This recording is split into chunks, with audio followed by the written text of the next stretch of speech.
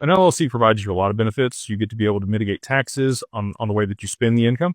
If you had a vehicle, you need at least one vehicle that you use for your personal stuff. But if you bought an additional vehicle over 6,000 pounds, you could use Section 179 of the tax code to be able to offset a lot of that because you're traveling to look at your investments. It's going to protect your assets in case of a lawsuit. Again, if you're working with us, we're going to be able to protect the corporate veil and make sure things are in place so that you can only get charging orders issued against you. Very similar to the state of Nevada. It almost acts like a trust with your assets in the LLC, which is awesome.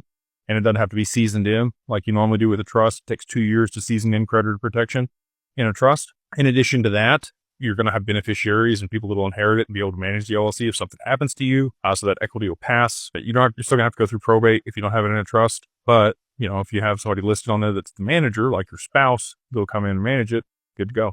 It does need to be a single member LLC, and that's how we set it up. So most states have spousal rights. You're not going to list your spouse on there. A lot of people want to go 50-50. I think that that's great. Just list your spouse as a manager, and we can add her as a signer or him as a signer on the accounts. It's very simple. That way we don't have tax implications. The reason for that is when you move the assets in there, if you do a partnership, you're going to have a step up in basis and you're going to have a taxable event, especially if you bought the XRP at like 50 cents and now it's $2. There's going to be a step up and you're going to have to pay the taxes on the difference there when you contribute to a partnership. So that's why we do single member. And I can go on and on and on about reasons you would want to set up an LLC and put your assets in there to be able to manage them, segregate risk and liability, tax benefits, many, many things.